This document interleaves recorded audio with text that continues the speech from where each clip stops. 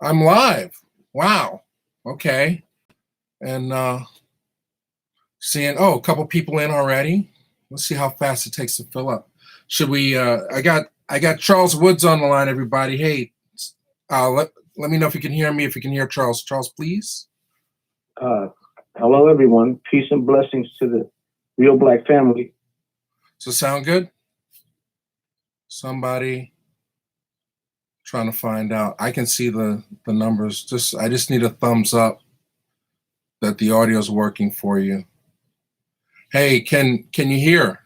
Somebody, I see Miss Britton and Hanok, and can you hear me?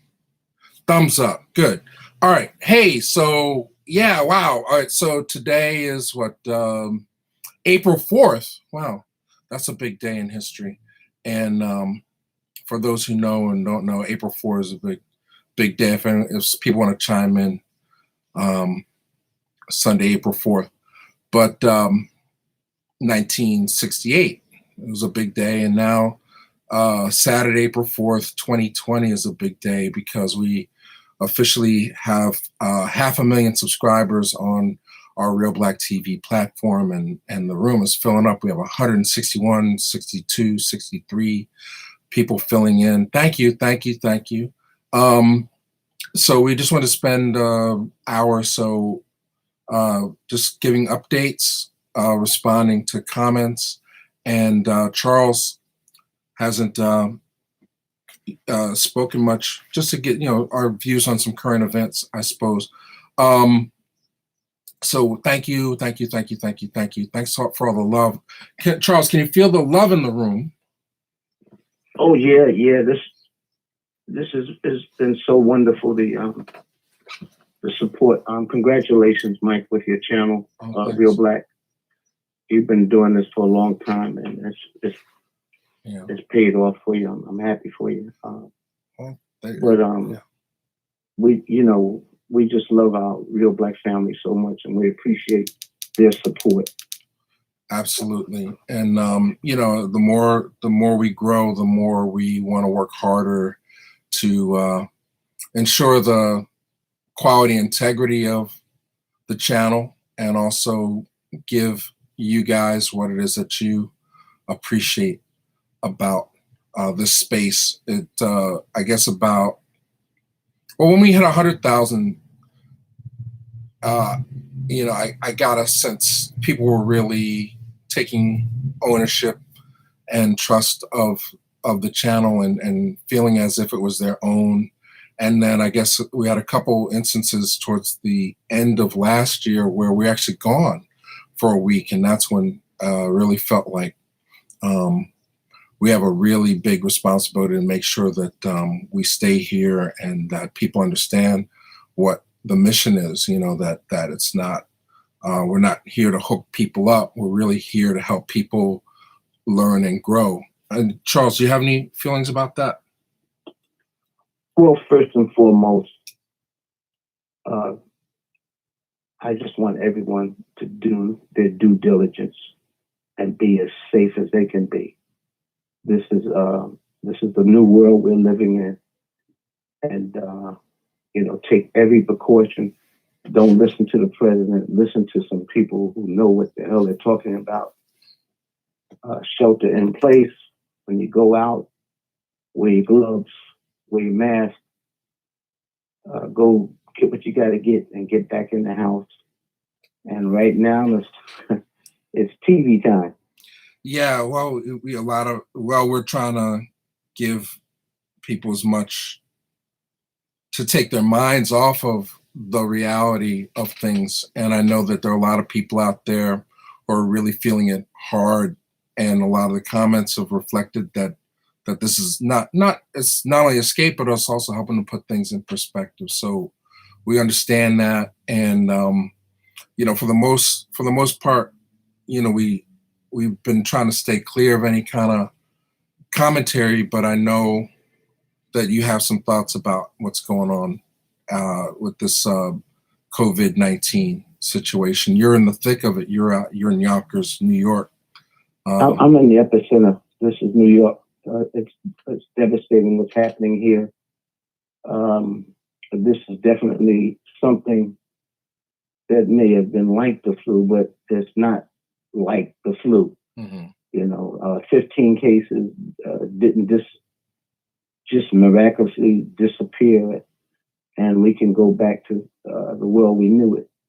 This is something I've feared for the longest, that germ warfare can just wipe us out, can change the world as we know it. And the thing is, when we watch movies, a lot of people don't know there's a lot of truth in movies. A lot of people, when they write movies, they've done their research, and art, as they say, it can either reflect life or project what life can be. And a lot of films have come out about society fast becoming a dystopic world. We're in an apocalyptic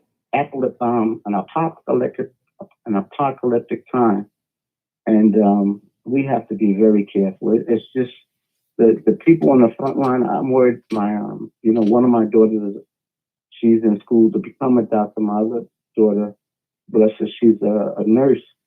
They're on the front line. We got 1 out of 4 firemen can't report to work. EMT workers. That force is devastated. The nurses and doctors are just falling out, catching this stuff. If you got 1 case, that doesn't mean your city's safe. 2 cases, this thing is just, it's an unknown. It's an unknown, and it's the world we're going to be faced with from now till it ends. So just be careful out there. We don't want to get political because people have their feelings about who they want to be in charge. But the thing is, you just can't play games with the leadership of anything. You always want to have the best people in the position of power, because when the going gets tough, you want the people in charge to know what the hell they're doing. Right. I think racism, sexism has put us in a position where we're at our most vulnerable, because we have people who are in charge of government that care more about profit than people. And that's the tragedy of it, Mike. And that's all I'm going to say. But I just, once again, I want to just reemphasize, bless everyone. Be as careful as possible. Forgive my indulging a little in how I feel politically, but this is the world we live in. Yeah. Well, we all are we're all in it, and it is a reality, and it's something that is not going to solve itself, So health is the most important thing. I would reiterate what you're saying. Don't be naive or take unnecessary risks. Take this very seriously, because even though the mortality rate is 4%, what are they saying in New York? Probably 40 to 50% of the people in that metropolitan area are going to be exposed to it and develop symptoms. So, let's just be educated about this and open-minded. I think. Thank you, Charles, for that. I mean, that was the other thing. In terms of the intention of the channel, I wanted to make clear. One of the things, our intention is to open up people's thought processes and belief systems. That it's very easy nowadays to get caught up in an echo chamber of ideas or beliefs, and I think a lot of passion is put behind ignorance sometimes. So, we're not saying, right or wrong, but we're just trying to, through the channel, by looking at the past, sharing things, show that there's cycles to this, that things aren't necessarily brand new, but open your way of seeing things and your perspective. And that's what's so great, I feel, about the subscribers and the viewers. The comments add so much more to to the content in our respect. Oh, Marla Harris is watching. We know Marla from Philly. Any ideas on that, Charles? Just opening up belief system. Well, the thing is, as I told you, and I've mentioned a couple of times, I grew up an only child. I was born in 1948. I grew up during an era when television took over the world, started to take over the world. As an only child, my childhood friends, my go-to people were the people on the screen. Tragically, the people I grew up loving and modeling after did not look like me. And not until I got older and had to develop my own adult discount through learning and hearing people correct me on, the right and wrong, what I was inculcated with from a cultural perspective, did I begin to learn the impact of the empathy that we watch and how it shapes us, how it informs us. And the tragedy of it is that the images for Black folk growing up is that none of it was saying anything positive about us. And so when we put films out, I'll say, Mike, try this film. Recently we put up Jack Benny Show. Now it's the Jack Benny Show. It's not the Rochester Show, but I selected an episode with Roy Glenn and Eddie Rochester Anderson because I love Roy Glenn. I love his voice. Many thought he was the voice of Tony the Tiger. They're great. But the thing is, Roy Glenn was such a commanding Black man with his voice. He played dignified people. And that episode just was something I felt that people should watch. But the thing is, at this particular point in time, we need something to distract us in a positive way, in a humorous way from what's going on. And the Jack Benny Show is a wonderful show because back in the day, the early TV, those shows came from radio, and radio dialogue was the main thing. And a lot of the kids growing up today, they can't read, they can't write. A lot of the movies that we see today, it's all action. People pay no attention to dialogue. If you watch movies, they don't have a whole lot of action. They don't have any kind of staying power with the film. They just give up. The world we live in is a world where they don't want you to think. And when you don't think as a public, you'll accept anything that the leadership will try to throw you away. And that's what we have to be on guard against. So the motion pictures we put on the channel, many of them are going to have images of Blacks that are deplorable because that's the nature of the beast. But as I say, we've gone from caricature to a slow crawl to character. And when you see from the early films to the later films, you'll see a progression. It's a steady fight.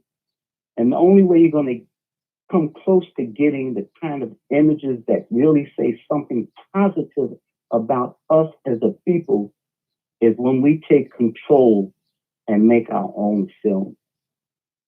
And until that happens, we have to accept that which was made before we've had any kind of control, any kind of sympathy, empathy on how we were projected on the screen. So Real Black is about, this is the past, getting close to, here's the present, and the future could be such and such. But you can't change the past. But if you learn from it, it can help influence a better future. So if we look at these films and we have a critical mind, but we have also a mind that says, hey, our actors, they had a dilemma, as Clarence Muse said, when they did these roles, but there was always a fight to do something better, to appear better. And when you see it from that perspective, that context, then that will inform and give you a better way to criticize film as it was and film as it is. Right. Absolutely. Well put. So I got a few comments here before we get into your thoughts about some recent movies. Some more people have gotten into the room. So just to remind people, thank you again for getting us to the 500,000 subscriber mark. We are just spending the next 20, 30 more minutes thanking you. I'd love if you, not only Black Banter, he remembers Charles from the 43rd Chamber. I also remember you from 43rd Chamber, and you know, I started getting. Somebody actually asked Charles. I don't know if you saw the comment if we were father and son, but I've this man has taught me so much about film and representation, and as a young film student, I would go to the 43rd Chamber in New York and just sit. It was almost like a barbershop atmosphere, and he would just hold court, uh, you know, just teaching everybody about the history of film and representation from his perspective. And then fast forward 20 years and a few 100,000 subscribers later, we were able to share Charles's views with the planet, basically, you know, through the mini lectures. And people have been asking, what have you been up to? I don't know how much you want to share, but we completed a short hour-long documentary that's completed. We entered a few festivals. We screened in Texas, and then I went away to write. And when I got back, we were supposed to work on it some more. And then this whole virus thing happened, and you also had some other issues. I don't know how much you want to share with the people what you've been up to, but Well, for what is it now? Close to a year, Mike. You know, and I think some ways I've hinted at it with our real Black family. I have not been well. The last couple of months, I haven't even been able to walk, and so my health has not been as good as it should be. because of your feet, it's not like you're paralyzed or anything. Don't right. make people, don't scare but people the too thing is, thank God I can still read a book, watch a movie, study a movie, and I have a wonderful wife who's, I told the doctors, I said, she's literally been waiting on me hand and foot. Arlene. Now she's not feeling well, and so I'm going to test my foot out, and I haven't been out in a while, but I want to see if I can get her something if it's not too late. But let me just say to all the ride and dies, the Black Banter, I'm not just watching movies with Black folk, but I've been watching Mang Fei and Joseph Poe Productions, Kung Fu movies that brought me back to the days of the 43rd Chamber. Before the 3rd Chamber, we had fanatics there. Mm-hmm. They loved it all. They loved the spaghetti westerns. They loved blaxploitation. I had conversations all the time, and really, when I must say it wasn't conversations, me and Paul Mooney would get to argue all the damn time. But he was a ride to come in and hold court also when he would be in town. And you know where he would stay every time he came in town, Mike? Where's that? He would stay at Donald Trump's hotel. Well. And what's interesting is when you Farrakhan was on there and talking about the color of Christ. Okay. Phil Donahue. Uh-huh. On one of the shows, Paul's manager was on there. I forget her name, but she would always write down, like Paul said, well, he wouldn't call me by my name. He'd call me homie. Put homie's name down there. And you be there tonight? I said, yeah, I'm coming to see him. Then I got to know Paul's act better than him. You're known as Paul.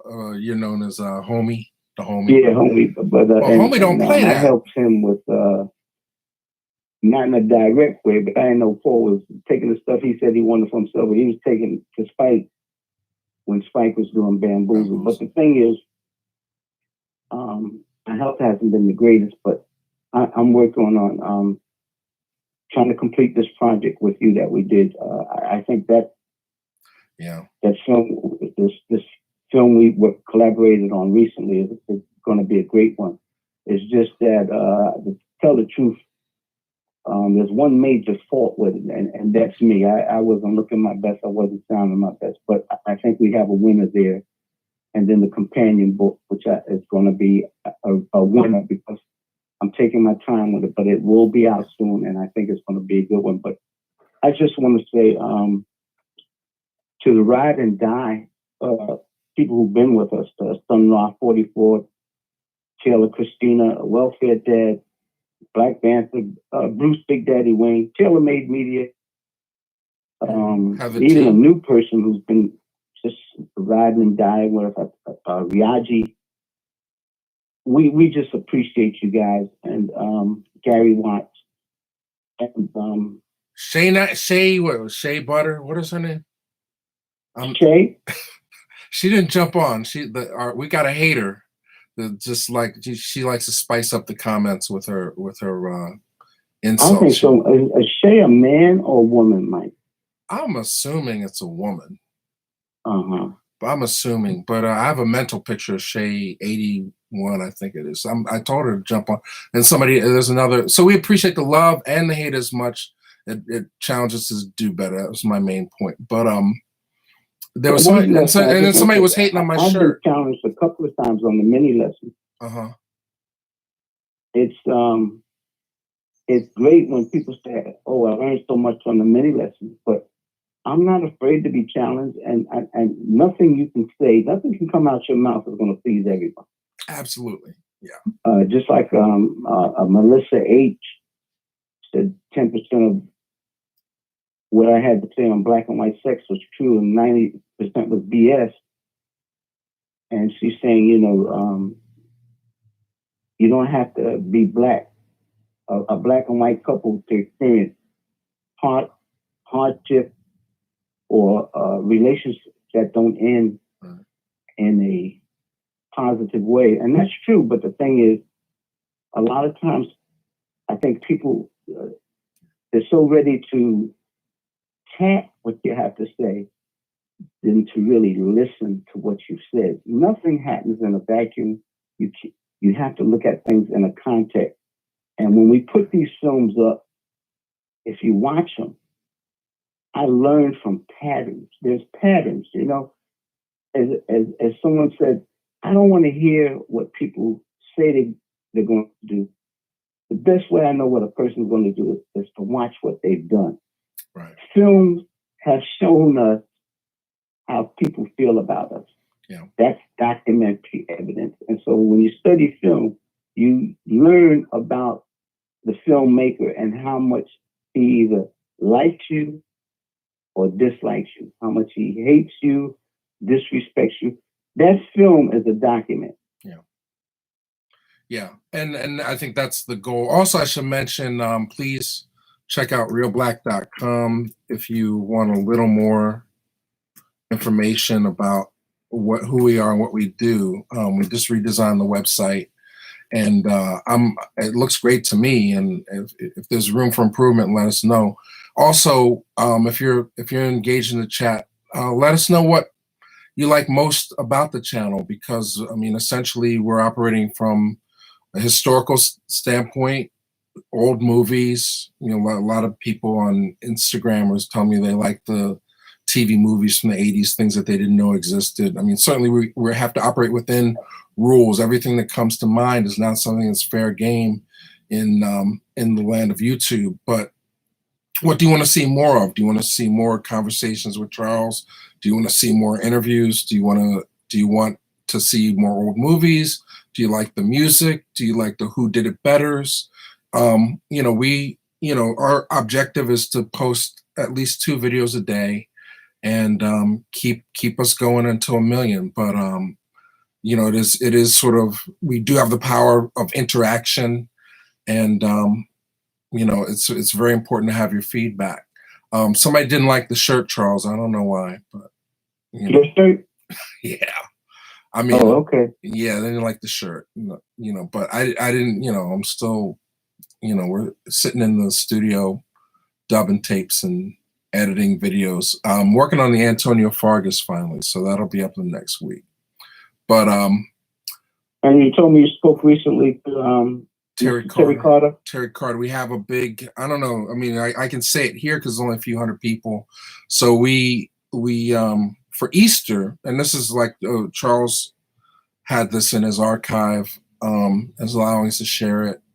For Easter Sunday, we're gonna have the Green Pastures TV production from 1959, and you had a film reel of it. And it turns out, doing the research, it's the second half, Act 2 of the show. It was a 90-minute broadcast, and it was done twice, once in the fall of 58, and then again in around March of 59. It was live TV, Hallmark Hall of Fame, and they literally brought all the actors back because they had no way to preserve the shows back then. There was no videotape really.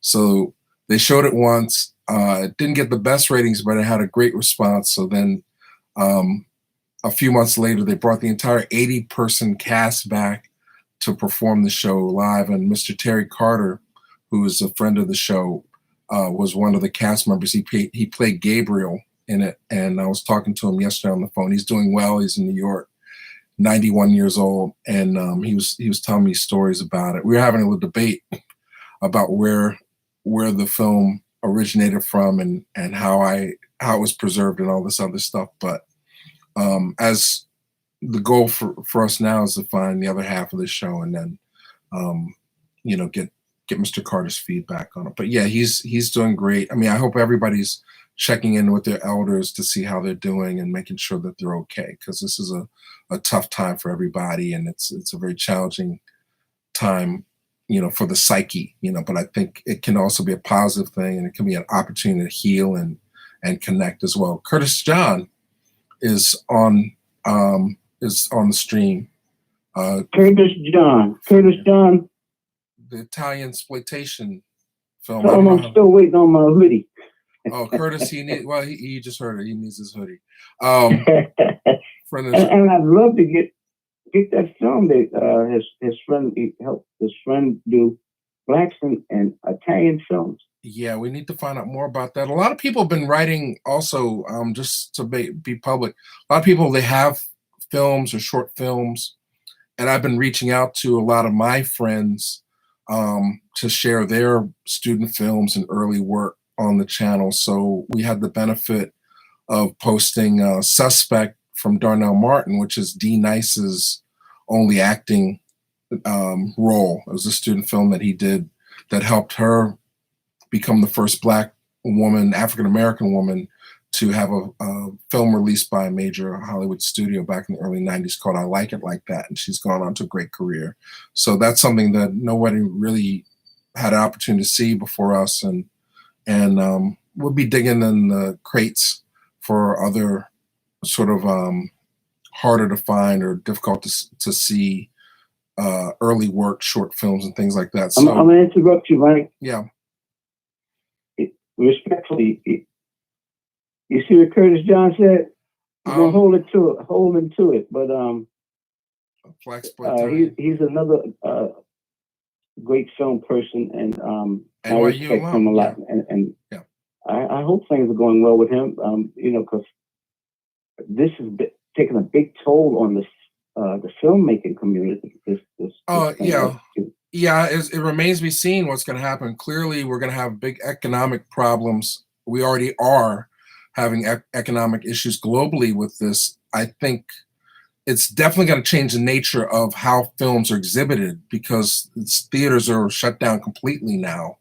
And I think either we're going to see a complete cutback on all film production, or studios are going to go back to doing things that are less risk, and they were leaning in that direction anyway, because they're saying that they were losing too much audience, with the big tentpole movies. There was a Hollywood Reporter roundtable with all the studio executives, and they were saying, like the head of Disney, and was saying that it was a blessing that they were getting Disney Plus, because then he could greenlight movies like Queen of Katwe without fearing that they weren't going to recoup their investment. Like a middle budget $30 million movie, even though it doesn't cost as much as Avengers, it's still another $30 million to market it. And that would make it very cost prohibitive to make certain movies. So while you're home, I'll segue into this, because I know it's getting darker here, and I know you need to get to the store for your wife. There's some movies that are streaming now, not on YouTube, but Netflix and Apple Plus and Hulu, that I know you've had a chance to check out, and I just want to get your thoughts. I am on sabbatical. I'm trying to watch as many movies as I can, but I don't want to publicly comment or criticize too much at this point of Black filmmakers, because I feel like we're in a spot where we're getting opportunities finally, and the only way to get to the point where we're making masterpieces or are really in, getting sizable budgets to express ourselves is through practice.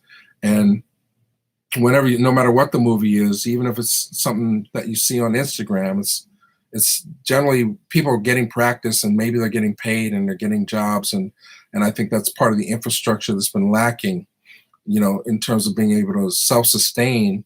People have to be able to learn from other people's mistakes. So when you see a movie on Netflix, it's not just the director or the writer that is getting experience. It's 100 other crew members and actors and all this other stuff. So there's a plethora of stuff that's come out in the last few months to check out. Charles, where do you want to go first? A lot of them have to do with entrepreneurship. A lot of them have to do with women. Self-made?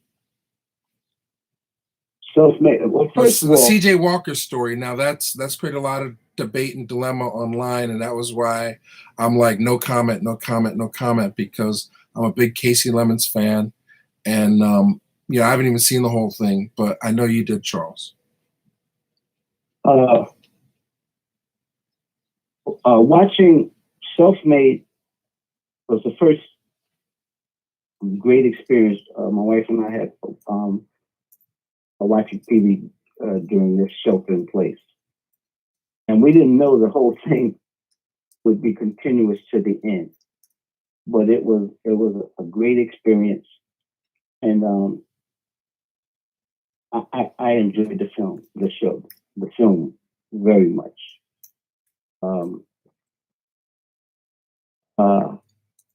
What I liked about it was, once again, it fits in with the particular pattern that's happening in motion pictures right now, and that's many of the films coming out. They're about women, and women being pretty much large and in charge, and taking control of their lives. But the thing, this film started what became a pattern in two other films that we'll get into. But the thing I loved about it is something I told you, that I was upset with what's being made by a lot of our Black artists. And that is what I call SOS, same old stuff, just recycled BS, where they continue to make stories about Blacks who are either been incarcerated, are criminals, or just can't make it in life because of systemic racism. Yeah, we saw a lot of that in the theaters towards the end of the year. There was Just Mercy and Chinoya Chukwu's movie Clemency, We're being showing a lot of the victimized. It was sort of like reaction to Black Lives Matter, and sort of putting a lens on the criminal justice system. Also, when they see us Ava DuVernay, so that was sort of the tail end of the last cycle, I would think. Yes. So seeing this film, Self-Made, it's about based on C.J. Walker's story. You know, they call her the queen of the hot combs, and you know, you find that she had nothing to do with the hot comb. But the thing is, it was that the hair pomade, which was the big factor, but she was determined to make it, and going against all obstacles. And I thought it was, I enjoyed it. We enjoyed it. Now, as far as, you know, like you say, the behind the scenes politics of who is involved with it, Casey Lemons being one of the producers, she directed, I know, at least one episode. But the thing is, I think we went through that issue with Harriet. And once again, you know, no disrespect to those who did not like Harriet because of who was involved with her or the issues that they felt were important to them, that they dismissed Harriet. But the thing is, you know, if you eat what your mother makes, or what your wife makes in the kitchen, and she brings it and puts it on the plate and you eat it, if she drops something that's on your plate before she brought it and put it on your plate, if she dropped a piece of that bad boy on the floor and picked it up and you didn't know it, you was going to eat it. Right. If you know where I'm going with this. But, you know, it's a lot of times the only thing that can change the taste for you of that food if you suspect that some of it fell on the floor. You get what I'm saying? Yeah, I mean, if you didn't know who the cook was, maybe you wouldn't be as critical of the If dish. you know the cook picked his nose or whatever, now you're not judging the food. The food, you can't taste the food because you'll hear this swimming with other things that's taking you away from the enjoyment of the food. Yeah. So that's what happens with a lot of people watching movies. Like, for example, John Wayne. I never cared for him, but I damn sure didn't care for him after he said what he had to say about black folk. Mm-hmm. Okay, so he could have made the greatest films after that, but I didn't want anything to do with a John Wayne movie. You get my point? So I can see where some people come from. But yeah, and I think also, for me, I would recommend Self-Made.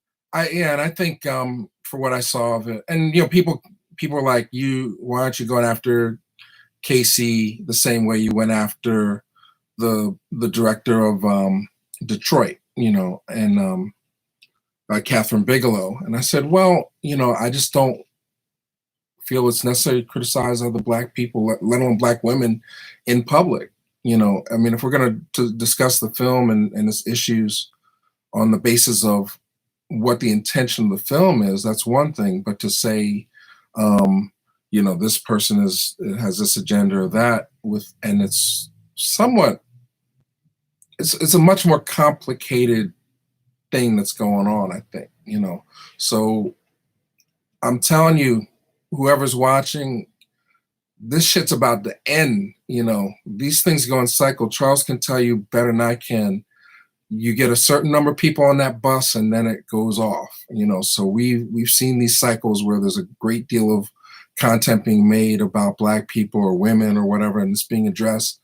And I'm telling you, and I've been saying this long before this virus thing hit, when Trump is out, there's going to be less guilt among white folks. And if we don't have the power to finance our own films, there's going to be a big drop off in terms of who's getting financed and what and why. And we see also the nature of these cable companies. You could have an all black channel all day long, and then all of a sudden they say, oh, we need to make this the Gulf Channel. So until we have that level, that foothold of economic power, it's still their game to play. And yeah, you may or may not like certain things about it. And there are patterns in terms of what a Netflix offering gives. There is a desire, I think, from some of the filmmakers. they're not test screening these movies, so they're making choices to make it so that you watch past the first 5 minutes of the movie, or at least tweet about it. So I can see how it could be disconcerting to watch a historical film and have modern day music in it, or have things that are not necessarily, I guess, I can't think of the word offhand, sort of like fabricated things, like having in the boxing ring might take you out of the story, but for just as many people that holds their attention, at least gives them some reason to pay attention. I just feel like it's counterproductive at this point to be overly critical about a film unless you're speaking from the point of the intention of the author.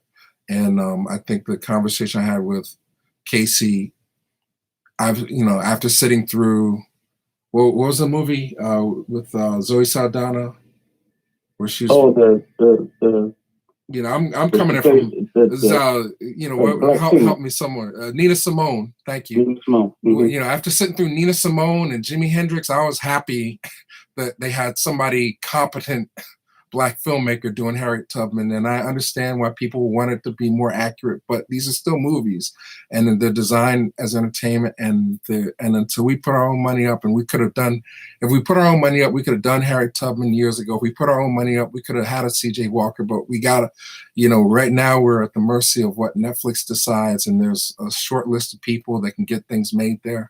The other one, entrepreneurship, is Uncorked, which is on Netflix with Vondi. I'm sorry, I keep saying Vondi. It's Courtney Vance. Courtney Vance and Niecy Nash. Uncorked. Any thoughts on that one? I know you had a chance to see it. I watched it today. It started off slow. I was getting upset with the actor who played Elijah, who wants to become a sommelier, which is a wine expert, because he was mumbling his words. I said, "What the heck is he saying?" It sounded like Billy D. Williams, He's got a tough accent. I stayed with it because Courtney Vance and Niecy Nash are outstanding, and this guy looks like after a while he started really fall into the role, and it's slow pace, but once again, it's a story where it's not about the hood. It's about entrepreneurship, Black entrepreneurship, dedicated Black men and women, the relationship, the Black men and Black women relationships and story are fantastic. And if you can have patience with a movie, I would recommend it. You have to stay with it, but it's once again on the plus side for me, because as I said before, we needed more films like Hidden Figures. We have a to use the word, a plethora of stories that aren't just about Blacks who just can't make it because of the systemic racism we're confronted with. But this is successful. Uncorked, this guy is determined, yeah, to make it. He wants to make it, and it goes against the grain of the tradition. Maybe his father wants him to follow in his footsteps, the way he followed in his father's footsteps. But one thing I'll tell you, watching the movie, I got hungry as hell, and I want me some wine. Yeah, this is the lead actor is Mamadou Athey, who, I guess I'm reading his Wikipedia. He went to the Yale School of Drama. He was born in the United States, but his father's Mauritanian. And he was in Patty Cakes, which was a movie I saw. He played Bastard, the rapper, and that was another movie that divided audiences in terms of what it had to say. But I think Bastard was a great character in the film, and yeah, I agree. I mean, I think it's, I guess they're working class. The dilemma there is, the father wants him to be the third generation to run the rib joint, and he wants to be a sommelier to be a wine expert. And but I also I watched some of it. I like the dialogue in it, just the little asides. It's Prentice Penny, who is a producer on and co-exec producer on Insecure. So it has that feeling. But I know what you mean. It moves slow, but I think it's the sound mix. I think there's just not enough happening in the sound mix to keep it feeling like a movie. And I think there's something, they could have put a little more effort into making it move on more than one level, because you have the dialogue, the camera's not really moving a lot. It does need require a little more attention than the next film, which was scheduled to play in theaters, and I think it ended up playing for about a week in certain cities, with Samuel L. Jackson, The Banker. Any thoughts on that one? Loved it. Loved it because, someone said tonight, one of the subscribers said Hidden Figures was a white savior movie. Be that as it may, white savior, magic Negro, Mm-hmm. a lot of these terms come up, and people have no. I'm not saying this person who made a comment. I'm not criticizing their perspective on Hidden Figures being a white figure. I'm just, there are terms that come up, labels that come up, and a lot of people have no historical context of just what they mean. And so that's something that we try to do with the mini lessons. But Mm-hmm. The Banker, what I loved about it is that it's a story. How many people knew Mm-hmm. about some brothers trying to take control and get a bank by any means necessary, using someone to front for them, the way Reggie did for Beatrice Foods.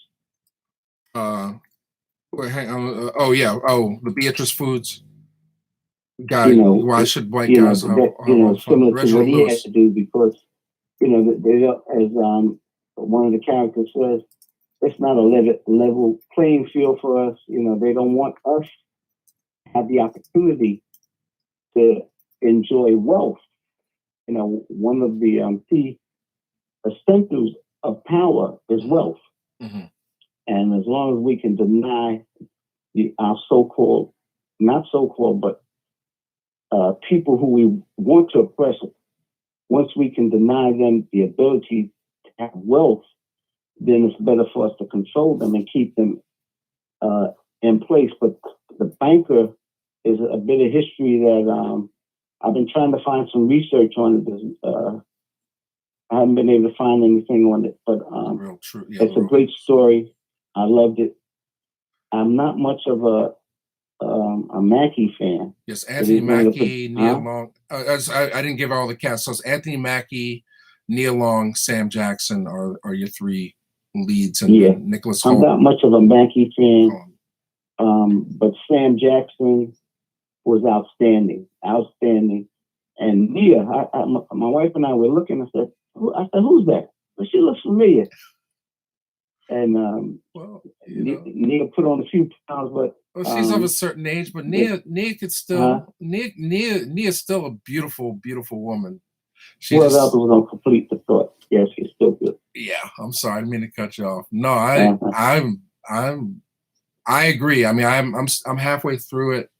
It's on Apple Plus. It's not on Netflix, so you can get the trial subscription, or if you have bought an Apple product, renewed your iPhone or anything, you can get it for free for a year.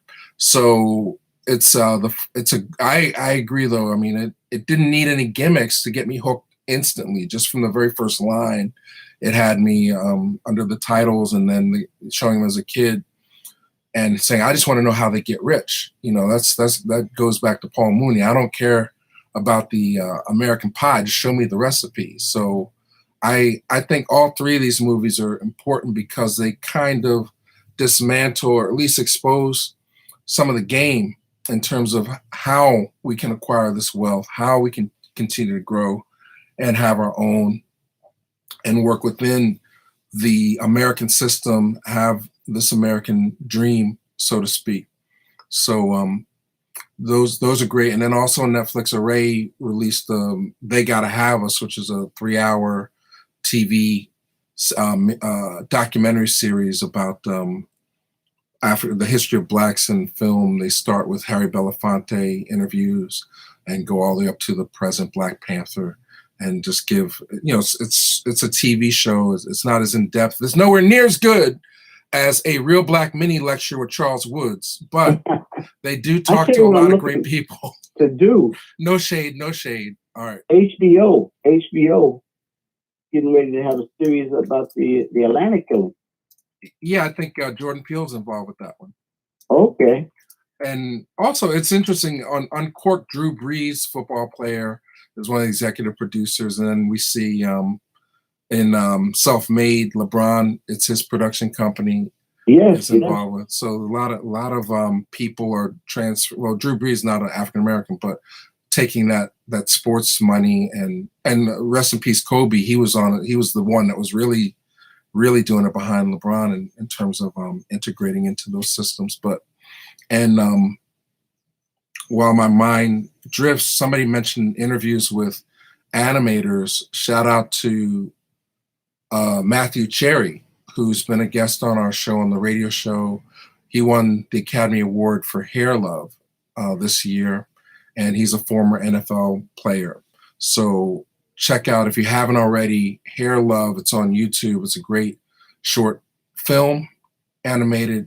It was made in 3D, and it's also a book that you can buy for your kids. So Hair Love is one of our picks as well. Any final thoughts? And I'll just quickly go through these comments. Black Wall Street, Mike. Yes, sir. The one that we just put up, or two things. Lydia Bailey just put up. Yes. William Marshall hated his character's name in that, so he doesn't talk much about it. 1952, and a number of the subscribers saying, especially Haitian people, that say this is BS. Yes, it is BS. It's important to see, because it's like I say, that's I call it a slow crawl from caricature to character, and the crawl is going to continue until we make our own film. But this was an attempt to show blacks in a progressive way, and William Marshall he comes across as a dignified character. That King Dick was just played on the so-called sexuality of the black man, and you see how many wives he had. But the thing is, yes, when we put film up, it's not to say we agree with all the content, but there's some content that, from my perspective, I feel we're making it available for the viewers to see for themselves just how our images were, compare them to what our images are. Yeah. And then this is to inform us on how we can make it better in the future. Without question. And that's one of the things. I mean, I come from a filmmaking background. I know that a lot of filmmakers watching, or just artists in general. I mean, to me, I was always taught that you had to know the rules in order to break them. And yes. That, the benefit of film school was that you have a period of time where you had to study the history of what came before. And I still owe student loans, so I'm not a big proponent of film school. But if you need that concentrated time, it is the best place to study this stuff. But that